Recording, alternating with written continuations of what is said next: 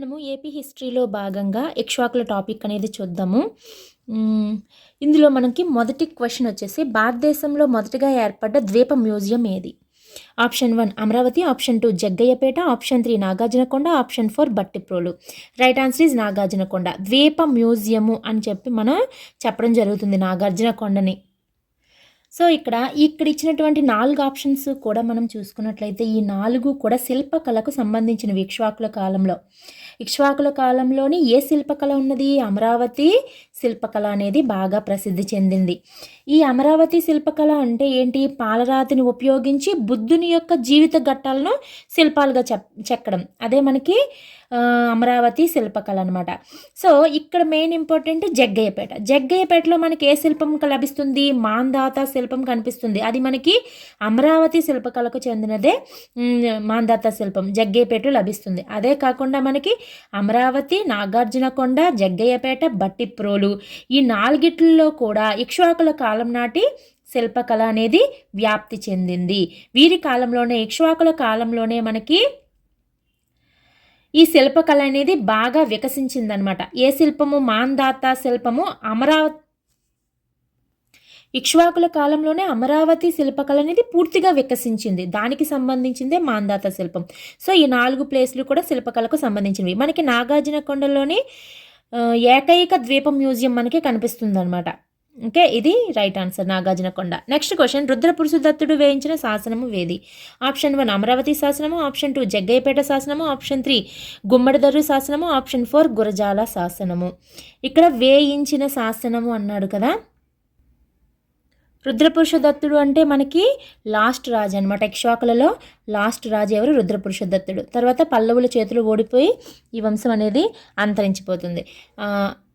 రుద్రపురుషదత్తుడు వేయించిన శాసనము ఆప్షన్ 1 అమరావతి శాసనము, ఆప్షన్ 2 జగ్గయ్యపేట శాసనము, ఆప్షన్ 3 గుమ్మడిదర్రు శాసనము, ఆప్షన్ 4 గురజాల శాసనము. రైట్ ఆన్సర్ ఈజ్ గురజాల శాసనము. రుద్రపురుషదత్తుడు అంటే ఇక్ష్వాకుల కాలంలో చిట్ట రాజు అనమాట. 4వ రాజు అయినటువంటి రుద్రపురుషదత్తుడు వేయించినదే మనకి గురజాల శాసనము. అయితే మిగతావి చూసుకున్నట్లయితే ఇక్కడ అమరావతి శాసనము, జగ్గయ్యపేట శాసనము, అదేవిధంగా నాగార్జునకొండ శాసనము, జగ్గయ్యపేట శాసనము, అమరావతి శాసనము, అల్లూరి అండ్ ఉప్పుగుండూరు శాసనము, ఇవన్నీ వేయించింది వీరపురుషదత్తుడు. ఇక్ష్వాకుల కాలంలో గొప్ప రాజు అయినటువంటి వీరపురుషదత్తుడు వేయించినవే ఈ శాసనాలన్నీ. ఇక్కడ అమరావతి శాసనం అనేది మనకి శాతవాహనుల కాలంలో కూడా 2వ పులోమావి దగ్గర మనకి కనిపిస్తుంది. అతను వేయిస్తాడు అమరావతి శాసనాన్ని. ఇక్కడ కూడా అమరావతి సమీపంలో వీరపురుషదత్తుడు వేయించడం జరుగుతుంది. గుమ్మడిదర్రు శాసనం అనగానే మనకి ఎవరు గుర్తుకు రావాలి అంటే యెహువల శాంతమూలుడు.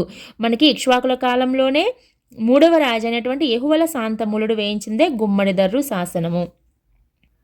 ఇది మనకి గుంటూరు జిల్లాలో లభించిందనమాట. యెహువలుడు వేయించినటువంటి గుమ్మడిదర్రు శాసనం అనేది గుంటూరు జిల్లాలో లభించింది. ప్రాకృత శాసనం ఇది. ఇదేంటి? ప్రాకృత శాసనము. సో ఇక్కడ గురజాల శాసనం అనేది రైట్ ఆన్సర్. నెక్స్ట్ క్వశ్చన్, ఇక్ష్వాకుల కాలం నాటి చిత్ర విచిత్ర స్త్రీ పురుషుల పేర్లు ఏ శాసనం ద్వారా తెలిసాయి? ఆప్షన్ 1 నాగార్జునకొండ శాసనము, ఆప్షన్ 2 గుమ్మడిదర్రు శాసనము, ఆప్షన్ 3 కేసానపల్లి శాసనము, ఆప్షన్ 4 దాచేపల్లి శాసనము. రైట్ ఆన్సర్ ఈస్ గుమ్మడిదర్రు శాసనము. గుమ్మడిదర్రు శాసనం అనేది ఇప్పుడే కదా చెప్పాను, ఎవరు వేయించారు? యెహువల శాంతమూలుడు. అతను వేయించినటువంటి ఈ గుమ్మడిదర్రు శాసనంలోనే మనకి చిత్ర విచిత్రమైనటువంటి స్త్రీ పురుషుల పేర్లు మనకి కనిపిస్తాయి. సో ఈ గుమ్మడిదర్రు శాసనంలోని స్త్రీ పురుషుల పేర్లతో పాటు ఈ గుమ్మడిదర్రు అనేది ఒక బౌద్ధ విద్యా కేంద్రం అని కూడా తెలుపబడుతుంది ఈ శాసనంలోని. మనకి యెహువల శాంతమూలుడు అనగానే సంస్కృతంలో శాసనాలు స్టార్ట్ చేసినటువంటి వ్యక్తి. అదేవిధంగా దక్షిణ భారతదేశంలో దేవాలయాల నిర్మాణాలు ప్రారంభించినటువంటి రాజు ఎవరు అంటే యెహువల శాంతమూలుడు. ఇప్పుడున్నటువంటి మనం దేవాలయాలు ఏవైతే మనం చూస్తున్నామో ఆగమ శాస్త్రం ప్రకారము గర్భగుడి, అలాగే ధ్వజస్తంభము, మండపము, ఇవన్నీ కూడా వాటన్నిటిని కూడా నిర్మించింది మొదటి ఎప్పుడు అంటే ఇక్ష్వాకుల కాలంలో యెహువల శాంతమూలుడే స్టార్ట్ చేయడం జరిగినది. సో గుమ్మడిదరు శాసనం అనేది రైట్ ఆన్సర్. అలాగే నాగార్జునకొండ శాసనం అనేది ఎవరిదని చెప్పాను? నాగార్జునకొండ శాసనము, అమరావతి శాసనము, జగ్గయ్యపేట శాసనము, అల్లూరి శాసనము, ఉప్పుగుండూరు శాసనం. ఇవన్నీ కూడా గొప్ప రాజు అయినటువంటి ఇక్ష్వాకుల కాలంలో గొప్ప రాజు ఎవరు? వీరపురుషదత్తుడు.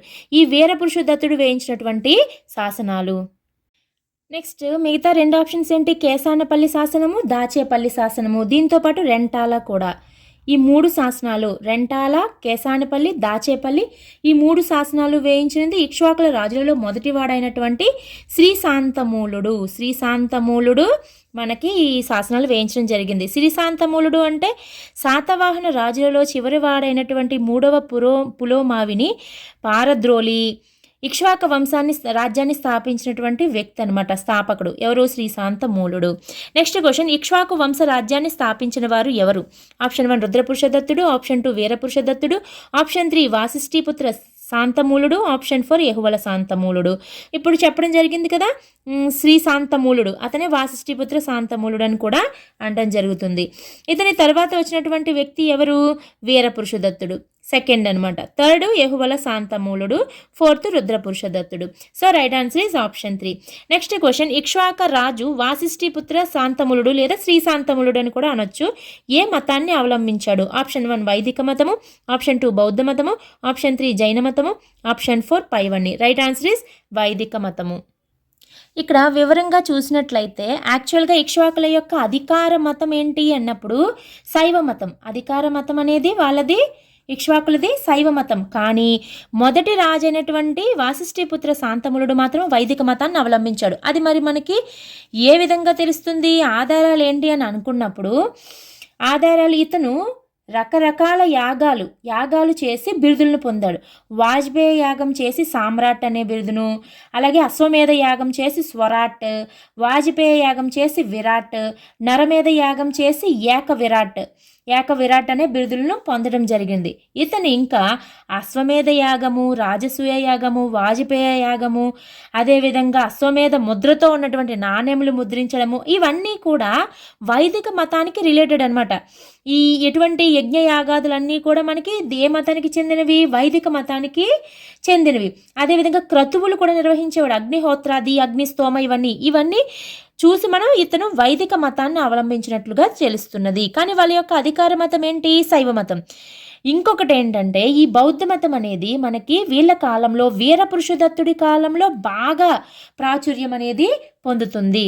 అందుకే వీరపురుషదత్తుని ఏమంటాం మనము? దక్షిణ భారతదేశ అశోకుడు అని కూడా పిలువబడతారు. వీరపురుషదత్తుడి కాలంలో బాగా బౌద్ధ మతం, అంటే ఇక్ష్వాకుల కాలంలో బౌద్ధ మతం స్వీకరించిన ఏకైక వ్యక్తి అన్నప్పుడు 2వ రాజు అయినటువంటి వీరపురుషదత్తుడు. ఇతన్ని గుర్తుంచుకోవాలి. యాక్చువల్గా ఏంటి, ఇతని కాలంలో మహాయానం బౌద్ధమునకు స్వర్ణయుగం అని మనం చెప్పడం జరుగుతుంది. ఇవన్నీ కూడా మనము గుర్తుంచుకోవాల్సిన విషయాలు. నెక్స్ట్ క్వశ్చన్, ఇక్ష్వాకుల రాజధాని పేరు ఏమిటి? Option 1 Amaravati, option 2 Bhattiprolu, option 3 Guntupalli, option 4 Vijayapuri. Right answer is Vijayapuri. Vijayapuri అంటే మనకేంటి? నాగార్జునకొండ. వీళ్ళ యొక్క రాజధాని విజయపురి.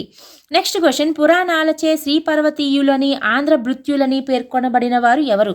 ఆప్షన్ 1 ఇక్ష్వాకులు, ఆప్షన్ 2 అబీరులు, ఆప్షన్ 3 ప్రాచీన పల్లవులు, ఆప్షన్ 4 చుటనాగులు. ఆప్షన్ 1 ఇక్ష్వాకులు ఈజ్ ద రైట్ ఆన్సర్. పురాణాలు ఏమని పేర్కొంటున్నాయంటే వీళ్ళని ఇక్ష్వాకులని శ్రీపర్వతీయ ఆంధ్రులు, యాక్చువల్గా ఏంటి శ్రీపర్వతీయ ఆంధ్రులు అని, అదేవిధంగా ఆంధ్ర భృత్యులు అని పురాణాలు మనకి పేర్కొంటున్నాయి. యాక్చువల్గా ఇక్ష్వాకుల గురించి తెలుసుకోవడానికి, ఏ వంశం వారి గురించి అయినా తెలుసుకోవడానికి పురాణాలు, సాహిత్య ఆధారాలు, శాసన ఆధారాలు ఉంటాయి. ఆ విధంగా పురాణాలు ఇక్ష్వాకులని శ్రీపర్వతీయ ఆంధ్రులు అని, ఆంధ్ర భృత్యులు అని, అదేవిధంగా వీళ్ళు 75 years పరిపాలించారని, వీళ్ళ పురాణాల ప్రకారం 7 రాజులను కూడా పేర్కొనడం జరుగుతుంది. కానీ వీళ్ళలో ఎంతమంది ఉన్నారు? శాసనాల ప్రకారం 4 ఉంటారు, 4. కానీ పురాణాలు ఎంతమంది అని చెప్తుంది? 7. సో ఇది గుర్తుంచుకోవాలి. ఇక్కడ అబీరులు, ప్రాచీన పల్లవులు, చుటనాగులు అనేటప్పటికీ వీళ్ళ యొక్క సరిహద్దు ప్రాంతాలలో వాళ్ళనమాట. వీళ్ళు సరిహద్దు ప్రాంతాలలో అబీరులు వాయవ్యంలో, ఇక్ష్వాకులకి వాయవ్యంలో ఉన్న వాళ్ళు అబీరులు, వాయవ్యంలో అబీరులు ఉంటారు. అబీరులు వాయవ్య ప్రాంతంలోని అబీరులు ఉండటం జరుగుతుంది. దక్షిణ భాగంలో చుటనాగులు ఉంటారు. దక్షిణ భాగంలో చుటనాగులు. అండ్ వీళ్ళు ఇక్ష్వాకులు కృష్ణానదికి ఇరువైపులా ఉన్న కృష్ణానదికి ఇదేదైతే కృష్ణానది ఉందో ఇరువైపులా ఉన్న తీరాంధ్ర దేశాన్ని ఇక్ష్వాకులు పాలించారు. అదేవిధంగా మధ్యప్రదేశ్లో ఉన్న విదర్భ ప్రాంతం ఏదైతే ఉందో ఆ ప్రాంతం విదర్భ ప్రాంతం అంటే ఇప్పుడు శ్రీ శాంతమూలుడు దగ్గర నుంచి పారిపోయినటువంటి 3వ పులోమావి మరి వెళ్ళి ఇంకా కొంతకాలం పరిపాలించాడు కదా, అది విదర్భ ప్రాంతాన్ని శాతవాహన వంశీయులే కొంతకాలం పరిపాలిస్తారనమాట.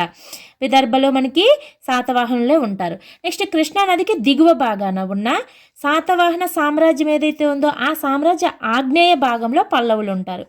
ఆగ్నేయ భాగంలో పల్లవులు ఉండటం జరుగుతుందన్నమాట.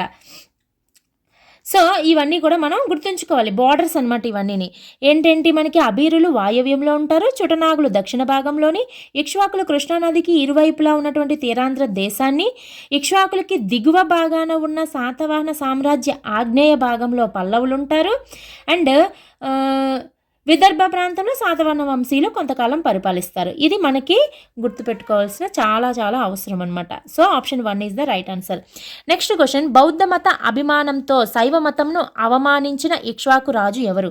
ఆప్షన్ 1 వీరపురుషదత్తుడు, ఆప్షన్ 2 రుద్రపురుషదత్తుడు, ఆప్షన్ 3 శ్రీ శాంతమూలుడు, ఆప్షన్ 4 రెండవ శాంతమూలుడు. రైట్ ఆన్సర్ ఈజ్ వీరపురుషదత్తుడు. అసలైతే వీరపురుషదత్తుడు ఒక శైవుడు అనమాట. అయితే అతని యొక్క మేనత్తలైనటువంటి శాంతిశ్రీ, బాపిశ్రీ, షష్ఠిశ్రీ ఎవరైతే ఉన్నారో వాళ్ళ యొక్క ప్రభావంతో బౌద్ధ మతాన్ని స్వీకరించిన తర్వాత ఒక నాగార్జున కొండ దగ్గర ఒక శిల్పం కనిపిస్తుంది మనకి. ఆ శిల్పంలో ఎలా ఉంటుంది, శివలింగాన్ని కాలితో తొక్కుతున్నట్లుగా ఉంటుంది అనమాట. అంటే శైవ మతాన్ని అవమానించినట్లుగా మనకి కనిపిస్తుంది అనమాట. అదేవిధంగా అక్కడే నాగార్జున కొండ శాసనంలో కూడా ఈ వీరపురుషదత్తుడు శాక్యముని వంశానికి చెందినవాడని కూడా రాసి ఉన్నట్లుగా చెప్తారు. మనకి బుద్ధుడు బౌద్ధ మతానికి చెందినటువంటి బుద్ధుడు శాక్యముని వంశానికి చెందినవాడని మనకు తెలుసు కదా. అదేవిధంగా ఇతను కూడా శాక్యముని వంశానికి చెందినవాడని చెప్పి ఆ శాస్త్రంలో కూడా రాసి ఉన్నట్లుగా తెలుస్తుంది. సో వీరపురుషదత్తుడు శైవ మతాన్ని అవమానించినటువంటి రాజు అనమాట. నెక్స్ట్ క్వశ్చన్, బౌద్ధ మతస్థులకు దానాలు ఇచ్చిన వారిలో ప్రసిద్ధిగాంచిన స్త్రీ ఎవరు? ఆప్షన్ 1 అటవీ శాంతిశ్రీ, ఆప్షన్ 2 రాతవస్య, ఆప్షన్ 3 ఉపాసిక Bodhisri, option 4 Kodavalisri. Right answer is ఉపాసిక బోధిశ్రీ. ఉపాసిక బోధిశ్రీ అనే మహిళ ఇక్ష్వాకుల కాలంలో బౌద్ధ మతస్థులకు ఎనలేని సేవ అనేది చేస్తుందన్నమాట. ఆవిడ ఎవరు అన్నప్పుడు ఇక్ష్వాకుల కాలంలో బాండాగారికుడు ఉండేవాడు. అతని పేరు ఏంటంటే రేవంతుడు. బాండాగారికుడి పేరు రేవంతుడు. ఇతనే బోధి శర్మ అని కూడా అంటాం.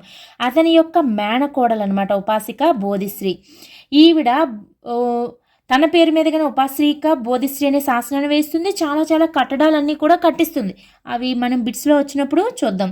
సో ఉపాసిక బోధిశ్రీ అనే మహిళ ప్రసిద్ధిగాంచినటువంటి మహిళ. అటవీ శాంతిశ్రీ అంటే ఎవరు? మనకి శ్రీ శాంతమూలుడు యొక్క కూతురు, మొదటి రాజు అయినటువంటి శ్రీ శాంతమూలుడు యొక్క కూతురు. సో రైట్ ఆన్సర్ ఇస్ ఉపాసిక బోధిశ్రీ. నెక్స్ట్ క్వశ్చన్, ఇక్ష్వాకుల సంస్కృతికి సంబంధించి సరి అయినది గుర్తించుము.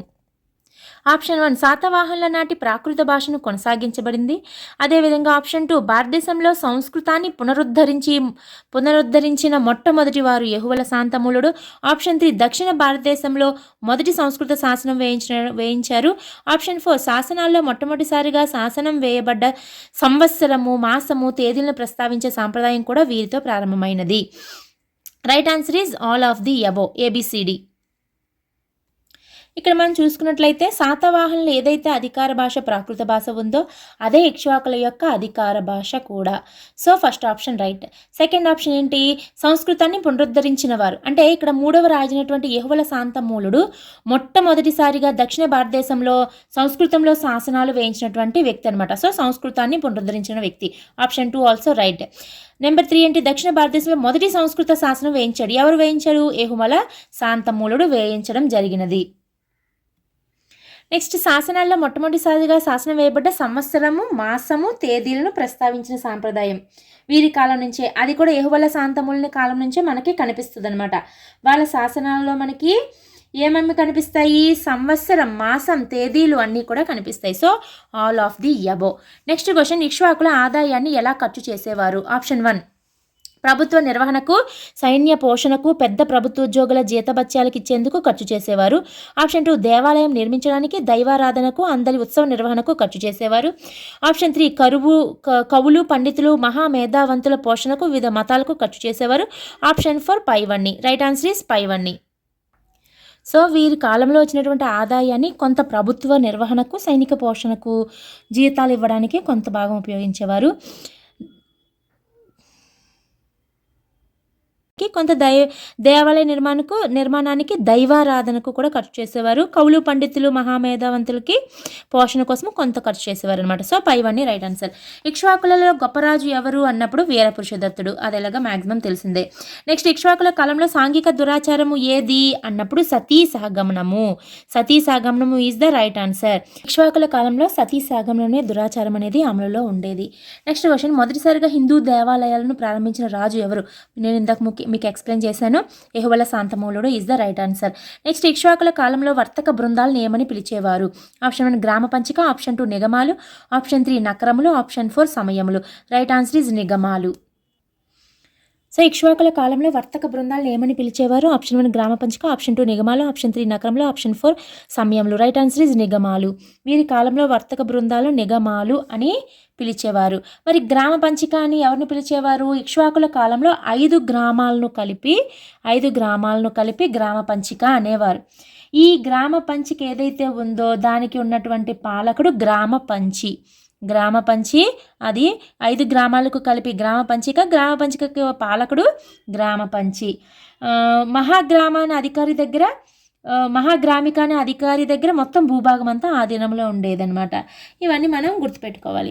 సో ఇక రైట్ ఆన్సర్ ఈజ్ నిగమాలు. నెక్స్ట్ క్వశ్చన్, అష్టభుజ నారాయణ స్వామి ఆలయము ఎక్కడ ఉన్నది? Option 1 Amaravati, option 2 Jaggayyapeta, option 3 Nagarjunakonda, option 4 Bhattiprolu.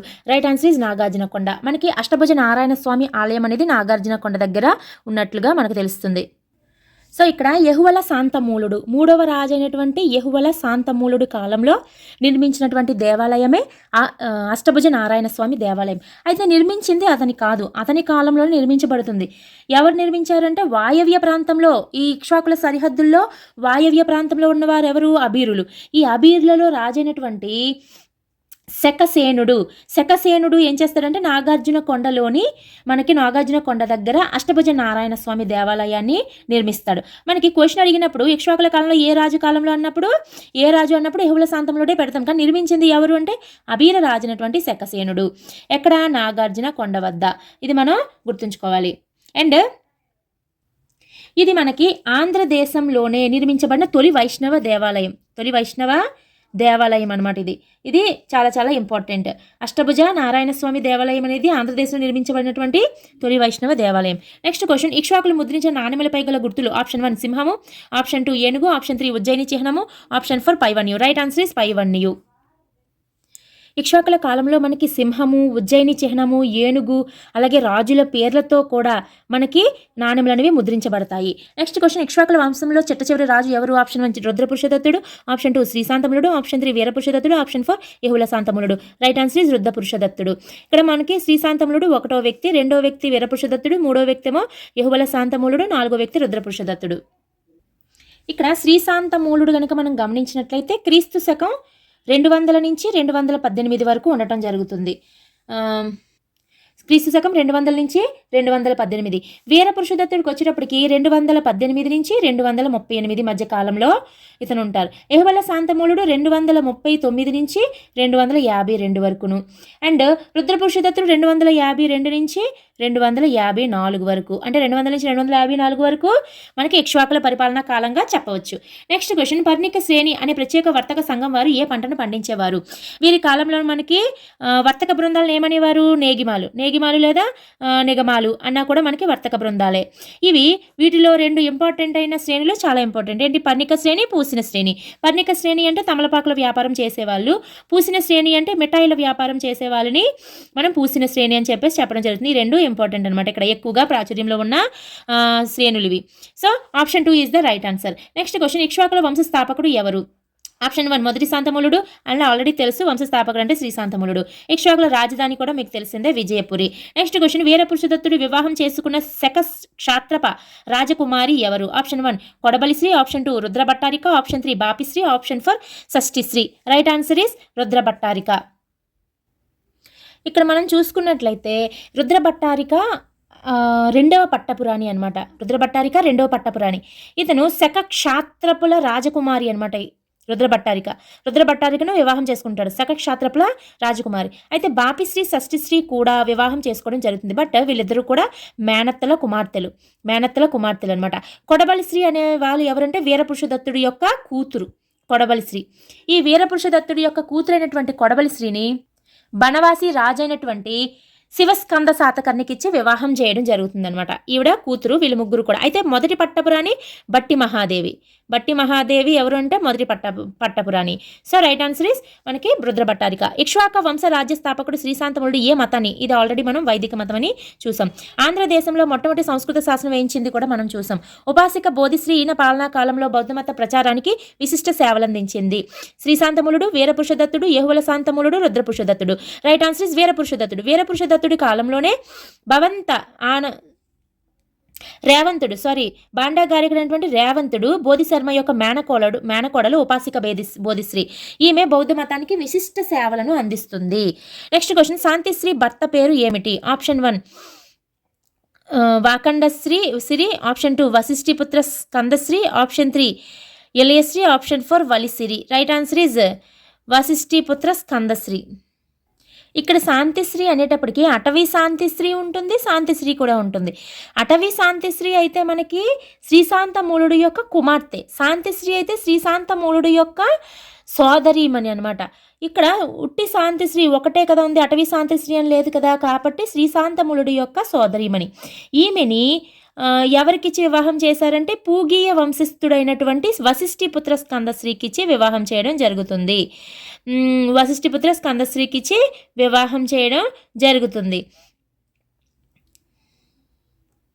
అదే అటవీ శాంతిశ్రీ అయితే మనకి మహాదండ నాయకుడైన స్కంద విశాఖునికిచ్చి వివాహం చేయడం జరుగుతుంది. డిఫరెన్స్ అనేది చూసుకోవాలి.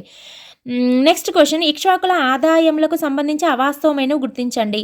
ఆప్షన్ 1 ప్రభుత్వానికి భూమి శిస్తు ప్రధాన ఆదాయ మార్గము.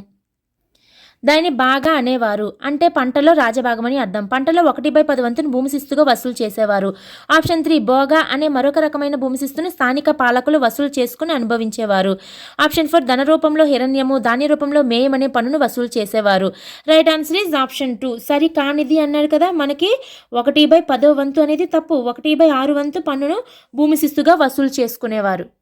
ఇక్కడ 4 రకాల టెర్మినాలజీలు ఉంటాయి మనకి శిస్తుకు సంబంధించి. బాగా ఉంటుంది, బోగా ఉంటుంది, అలాగే హిరణ్యము ఉంటుంది, మేయము ఉంటుంది. ఇక్కడ హిరణ్యము, మేయము అనేవి పన్నులు వసూలుకి సంబంధించినవి. బాగా, బోగా అనేవి ఎవరు వసూలు చేస్తారనేది సంబంధించిందనమాట. బాగా అంటే పంటలో రాజభాగం అని అర్థం, రాజుకు వర్తించే భాగం. బోగా అంటే ఏంటి? స్థానిక పాలకులు వసూలు చేసుకుని అనుభవించేవారు. అదేవిధంగా హిరణ్యం అంటే ఏంటి? ధన రూపంలో శిస్తును వసూలు చేయడము. మేయం అంటే ధాన్య రూపంలో శిస్తును వసూలు చేయడం అనమాట. సో ఇక్కడ 1/10 వంతు అనేది తప్పు. 1/6 వంతు భూమి శిస్తుగా వసూలు చేసేవారు.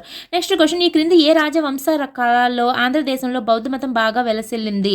ఆప్షన్ 1 మనకి వేంగి చాళుక్యులు, ఆప్షన్ 2 బృహత్పలాయన్లు, ఆప్షన్ 3 శాతవాహనులు, ఆప్షన్ 4 ఇక్ష్వాకులు. ఇందాక బిట్ ఎక్స్ప్లెయిన్ చేసేటప్పుడు మీకు మహాయాన బౌద్ధ మతానికి ఇక్ష్వాకుల కాలంలో స్వర్ణయుగం అని చెప్పబడుతుంది అని వివరించాను మీకు. స్వర్ణయుగంగా చెప్పబడుతుంది అని.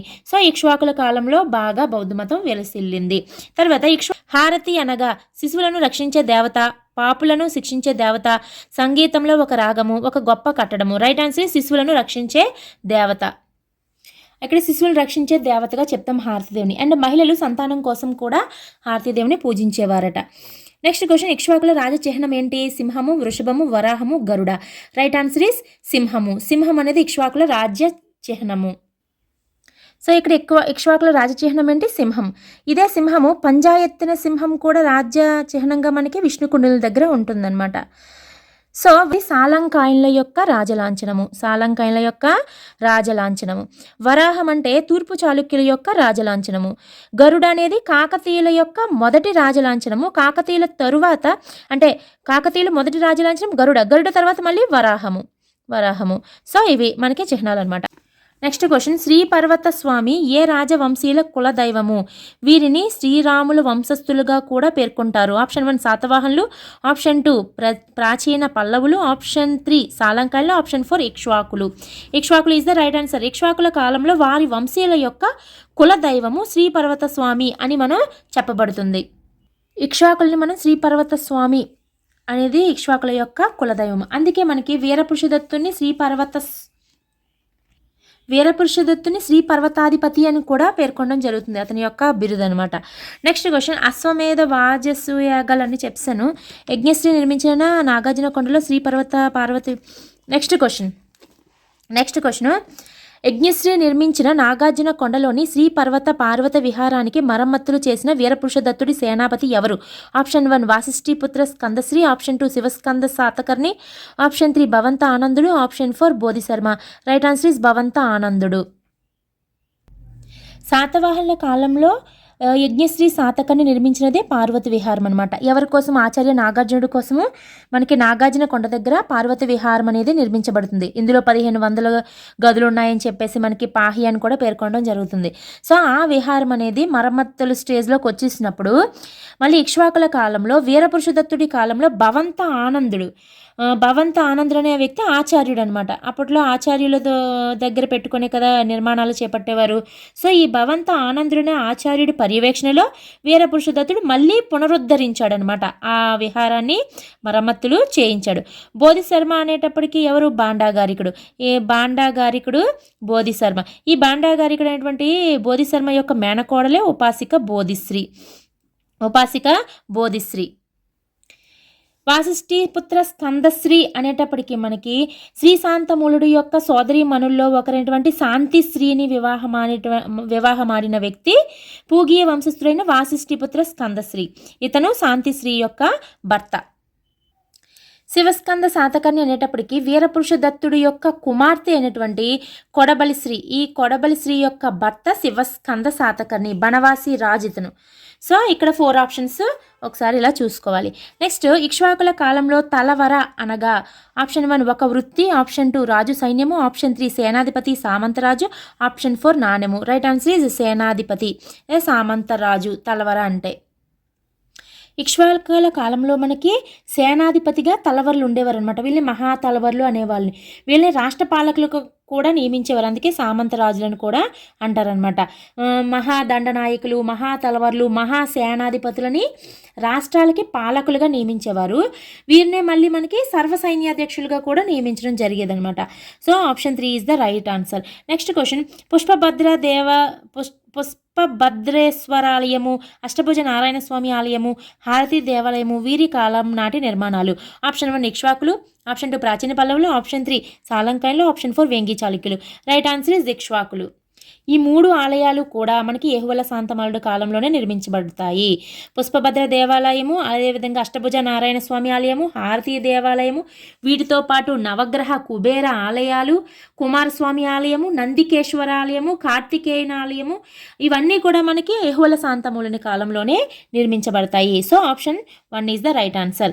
నెక్స్ట్ క్వశ్చన్, శతసహస్ర హాలక లక్షలాది గోవులను నాగళ్లను దానం చేసిన వాడుగా ప్రసిద్ధి చెందిన రాజులు ఎవరు? ఆప్షన్ 1 బృహత్పలాయనులు, కదంబులు, ఆప్షన్ 3 ఇక్ష్వాకులు, ఆప్షన్ 4 పల్లవులు.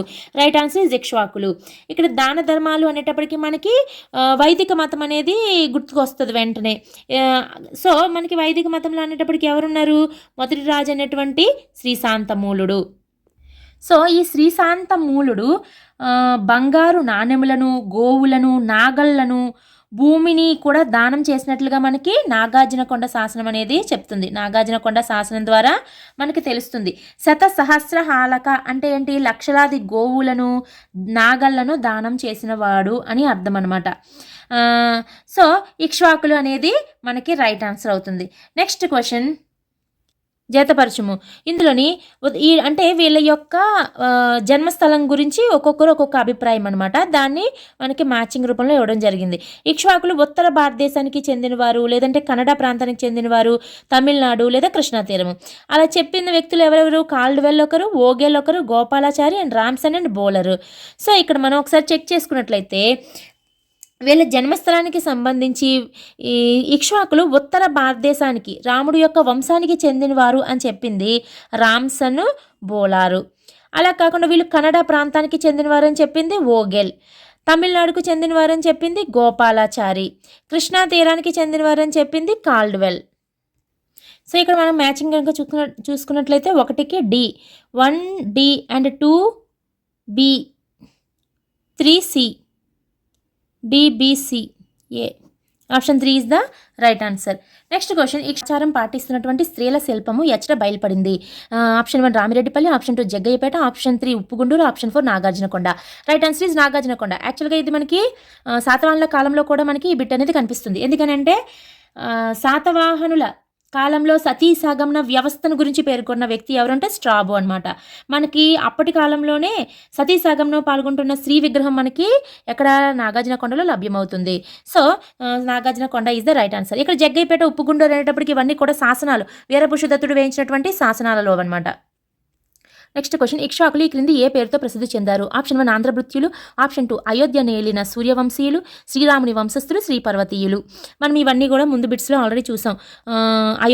అయోధ్య వంశానికి చెందినవారు అవడం వల్ల వీళ్ళని శ్రీపర్వతీయులు, అలాగే అయోధ్య నేలిన సూర్యవంశీయులు, శ్రీరాముని వంశస్థులు, పురాణాలు ఆంధ్రభృత్యులు అని పేర్కొన్నాయని ఇవన్నీ చూసాం కాబట్టి option right answer is all of the above.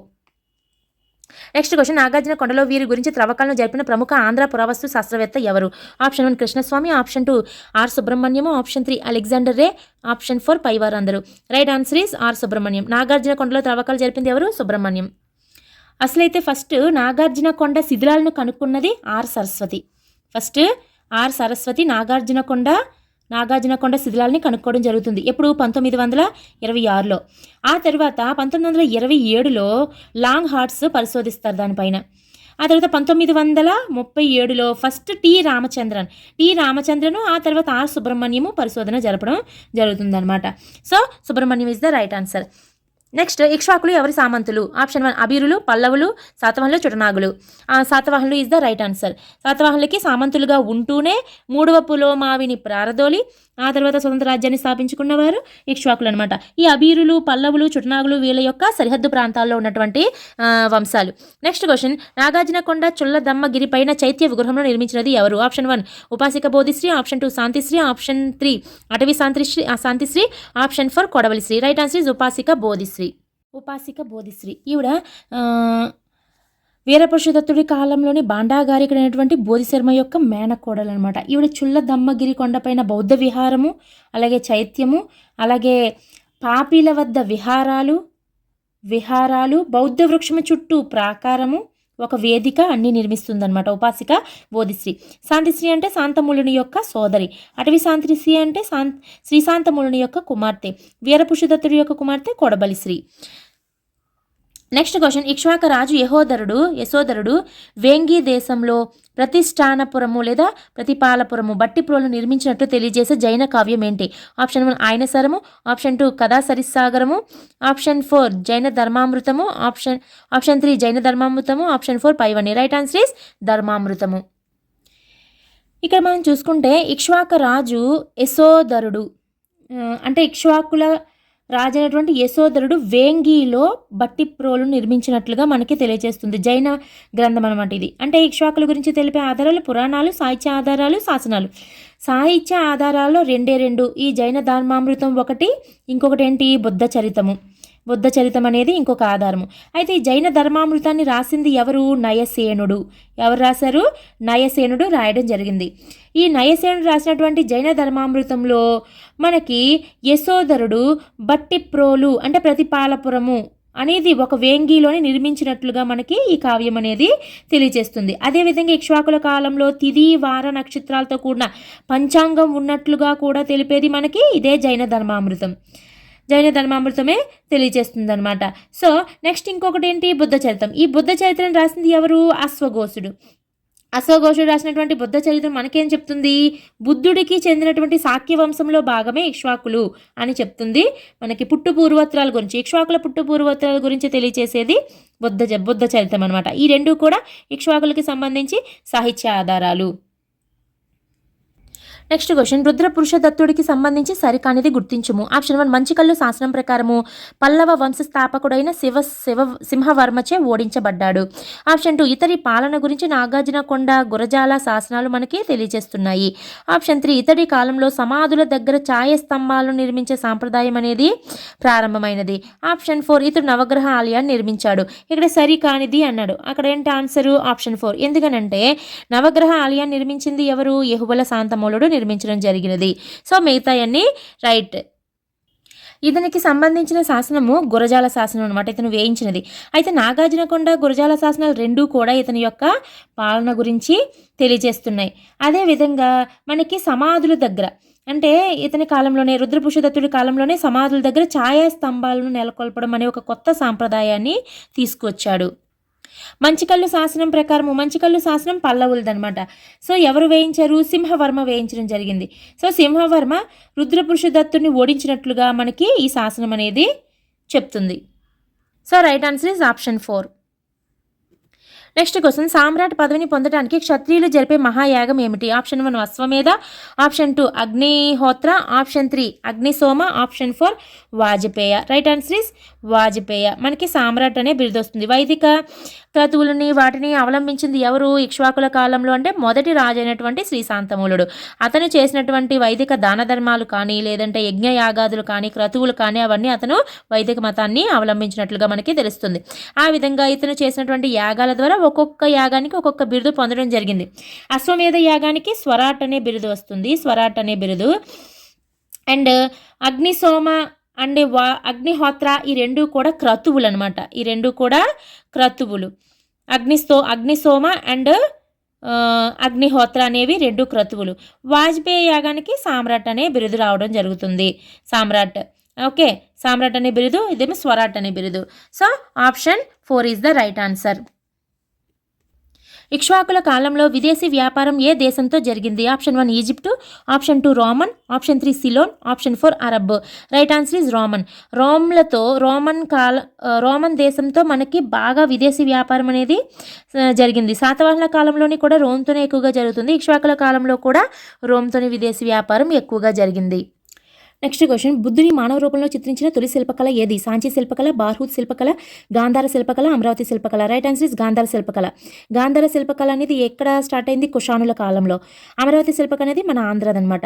So ఇక్కడ గాంధార శిల్పకళ is right answer. Next, Amaravati శిల్పి బుద్ధునికి మానవ రూపంలో చిత్రించడానికి ఏ శిల్పాన్ని నమూనాగా తీసుకున్నాడు? ఇక్కడ మనం అనుకున్నాం కదా పై క్వశ్చన్లోని, మానవ రూపంలో బుద్ధుడిని చిత్రించిన శిల్పకళ గాంధార శిల్పకళ. సో ఇక్కడ మన అమరావతి శిల్పి మానవ రూపంలో చిత్రించాలంటే దేన్ని మనకి ఆధారంగా తీసుకున్నాడు? గాంధార శిల్పకళని ఆధారంగా తీసుకున్నాడు. నెక్స్ట్ క్వశ్చన్, వీరపురుషదత్తుని యొక్క 6వ రాజ్యకాలంలో తన తల్లి గౌరవార్థం నాగార్జునకొండలో అపర మహావినయ శైలియ శాఖకు చెందిన మహాచైత్యంలో ఒక స్తంభాన్ని ప్రతిష్ఠించి తన వాళ్ళందరికీ నిర్యాణం కలగాలని కోరినది ఎవరు? శాంతిశ్రీ, హర్మశ్రీ, అటవీ శాంతిశ్రీ, చటశ్రీ. Right answer Shantisri. శాంతిశ్రీ అంటే వీరపురుషదత్తుని యొక్క మేనత్ అనమాట. శాంతిశ్రీ, హర్మశ్రీ ఇద్దరు కూడా మేనత్తలు. ఈవిడ హర్మశ్రీ యొక్క కూతుర్లు బాపిశ్రీ, చటశ్రీ. చటశ్రీ, బాపిశ్రీ అనే వారు ఇద్దరు కూడా హర్మశ్రీ యొక్క కూతుర్లు. అటవీ శాంతిశ్రీ అంటే శ్రీశాంతమూలుని యొక్క కూతురు అనమాట. ఇక్కడ హర్మశ్రీ ఏం చేసింది అంటే వీరపురుషదత్తుని యొక్క 6వ రాజ్యకాలంలో, అంటే రాజ్యానికి వచ్చిన 6 సంవత్సరాల తర్వాత, 5 సంవత్సరాల తర్వాత అనమాట, తన తల్లి గౌరవార్థము నాగార్జునకొండలోని అపర మహాశైలియ శాఖకు చెందినటువంటి మహాచైత్యంలో ఒక స్తంభాన్ని ప్రతిష్ఠించింది. అలాగే ఈవిడ కూతురు చటశ్రీ కూడా ఈ మహాచైత్యంలో స్తంభం ప్రతిష్ఠించింది. నెక్స్ట్ క్వశ్చన్, వీరపురుషదత్తుడిని మహారాజు అని పేర్కొన్న శాసనాలు ఏంటి? ఆప్షన్ 1 జగ్గయ్యపేట శాసనము, ఆప్షన్ 2 నాగార్జునకొండ శాసనము, ఆప్షన్ 3 అమరావతి శాసనము, ఆప్షన్ 4 అల్లూరి శాసనము. రైట్ ఆన్సర్ ఇస్ ఏబి అనమాట. ఎందుకంటే జగ్గయ్యపేట శాసనంలోని నాగార్జునకొండ శాసనంలో కూడా వీరపురుషదత్తుని మహారాజు అని పేర్కొనడం జరుగుతుంది. ఇక్ష్వాకుల కాలంలో వృత్తి పన్నులు విధించబడ్డట్టుగా తెలియజేసే శాసనం ఏంటి? ఆప్షన్ 1 అమరావతి శాసనము, ఆప్షన్ 2 అల్లూరి శాసనము, ఆప్షన్ 3 జగ్గయ్యపేట శాసనము, ఆప్షన్ 4 విషవట్టి శాసనము. రైట్ ఆన్సర్ ఇస్ విషవట్టి శాసనము. ఇక్ష్వాకుల కాలంలోని ఉన్నటువంటి పన్నులు ఏవైతే ఉన్నాయో భోగ, హిరణ్యము, మేయము, కారుకర, ఇలాంటి పన్నులన్నిటి గురించి కూడా తెలియజేసే శాసనం ఏంటి? మనకి విషవట్టి శాసనము. నెక్స్ట్ క్వశ్చన్, బౌద్ధ మతంలో హీనయానానికి ప్రసిద్ధి చెందిన ప్రాంతం బుద్ధగయ. మనకి బీహార్ దగ్గర ఉన్నటువంటి బుద్ధగయ. అలాగే మహాయానానికి ప్రసిద్ధి చెందినటువంటి ప్రాంతం ఏంటి? Sriparvatam. Option 1 Amaravati, option 2 Jaggayyapeta, option 3 Sriparvatam, option 4 Buddhagaya. Right answer Sriparvatam. Sriparvatam అంటే నాగార్జునకొండ. నాగార్జునకొండ అనేది మహాయానానికి ప్రసిద్ధి చెందినటువంటి ప్రాంతము. అందుకే ఇక్ష్వాకుల కాలంలోని మహాయాన బౌద్ధానికి స్వర్ణయుగంగా పేర్కొనబడింది అని చెప్తారనమాట. అమరావతి అనేది హీనయానానికి సంబంధించింది, శ్రీపర్వతం అనేది మహాయానానికి సంబంధించినది. నెక్స్ట్ క్వశ్చన్, భారతదేశంలో మొట్టమొదటి బౌద్ధ విశ్వవిద్యాలయము వీరపురుషదత్తుని కాలంలో ఎక్కడ ప్రారంభించబడింది? Option 1 Amaravati, option 2 Sriparvatam, option 3 Buddhagaya, option 4 Nalanda. Right answer is Sriparvatam. Sriparvatam దగ్గరే ఫస్ట్గా శ్రీపర్వత విశ్వవిద్యాలయం అనేది ప్రారంభించబడుతుంది. బౌద్ధ విశ్వవిద్యాలయం శ్రీపర్వత విశ్వవిద్యాలయం అని ప్రారంభించబడుతుంది అనమాట. ఇది భారతదేశంలోనే మొట్టమొదటి బౌద్ధ విశ్వవిద్యాలయము. సో ఎక్స్ప్లెనేషన్స్ కనుక మీకు నచ్చినట్లయితే ప్లీజ్ లైక్ చేయండి, షేర్ చేయండి, సబ్స్క్రైబ్ చేయండి. నెక్స్ట్ వీడియోలో మళ్ళీ కలుద్దాం.